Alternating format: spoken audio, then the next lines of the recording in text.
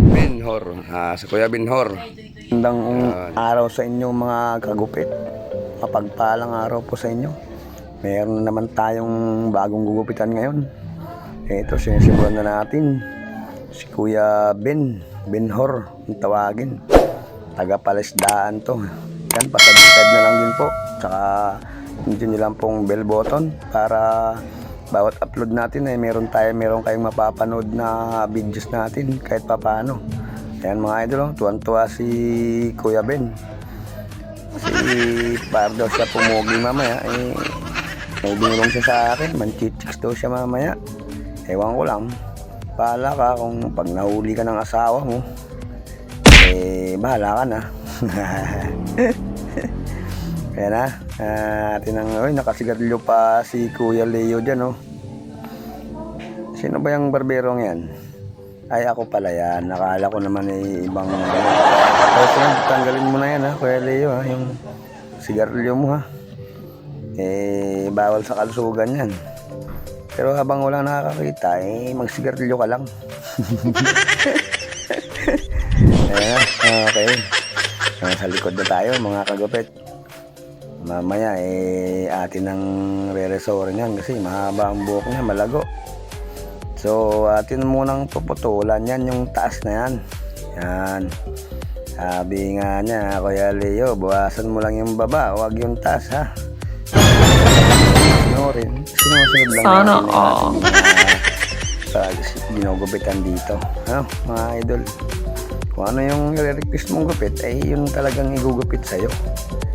Ganoon tayo ka, hindi naman katindi. Ganoon tayo ka masunurin lang. Di ba? Ayan, bawas-bawas mo tayo. Kung kay idol ano pa mekos-mekos muna. Ayan. Simulan na tayo mag-resort. Gamit natin yung ating uno dyan na guide. Ayan.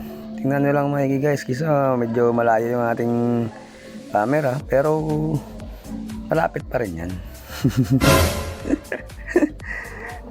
Ganun lang tayo. Medyo may tawa-tawa tayo para hindi tayo nabuboring.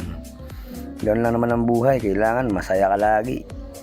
Pagka lagi kang malungkot, seryoso, hindi dapat ganun. Dapat masayahin tayo sa buhay natin.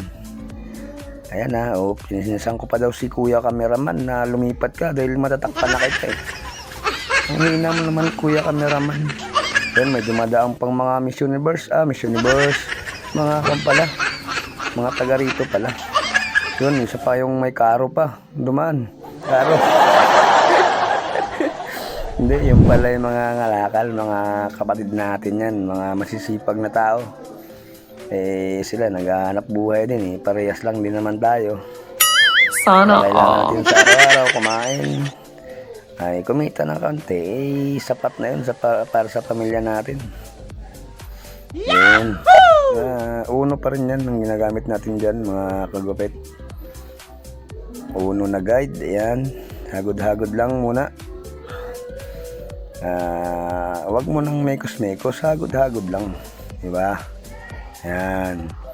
Ayan, ginagamit ko niyan, zero yan, pero naka-open naman yan kasi nasa pinakababa na ng guideline yan, yung buhok niya Kaya natin lang linisin yung baba. Hindi yung baba na iniisip nyo, ha. hindi yan mali yan. Yung baba ng kanyang buhok, yung guideline ba, yung sa tagliran lang. Yan, gamit naman natin yung ating guide na dyan, 1/2 para ating paputiin na kaunti yung sa likod na yan. Para mahabol natin yung nasa patilya, ang tawagin patilya yan, yung sa may tainga banda. Yan na, konti na lang ang ano niyan, konti na lang, marami pa pala. Hindi pala, mali. Yan, yan, pantay na yan, kinuwit pa ni ate si Kuya Ben, Sabi niya, tayo na. Tagal-tagal mong pagupitan dyan. Sabi ko naman dyan, ate, hintay-hintay ka lang konti. Nagmamadali ka naman, Maya-maya lang ba? Sige nga, subukan mo. Sagot naman ni ate, ganun ba? Sige, yan. Ito na, yan, zero na ang ginagamit natin dyan, yung wala nang ano yan, guide. Pero yun ay naka-open lang para smooth yung ating pinaka-ilalim na ano. Yan, pati sa patilya ating pinadaanan yan para malinis tingnan bago natin ahitin. Diba, mga kagupit? Ito na tayo, sa pag-ahit na tayo, dandalan tayo, baka makarne yung ano, karne yung ano pala, baka masugatan lang yung ating ginugupitan.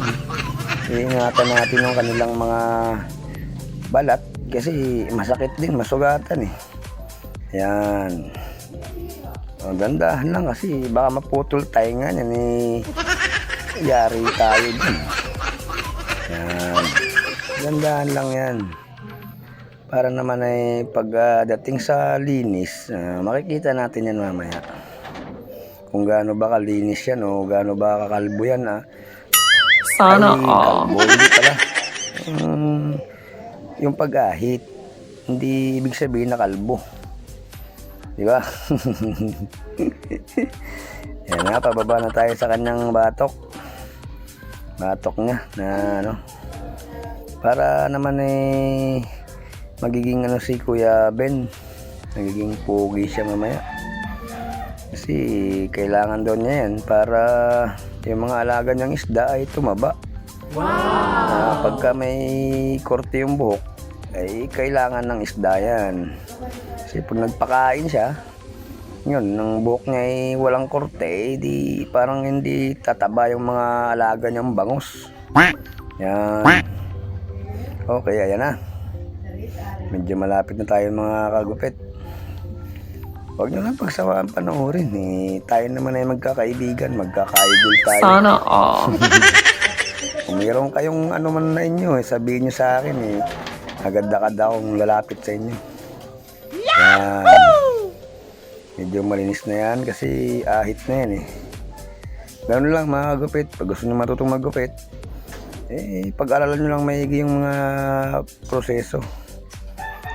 Sa susunod ating isa-isahin yan bago natin ipopost sa ganito. Ating i-upload sa ating channel. Kailangan kalbo yung hindi yung kwambala. Yung malinis na gupit. Yan. Yan, salamat mga idol sa inyong panonood sa ating counting video. Yan, huwag lang kayo magsawa. Salamat. Bye-bye.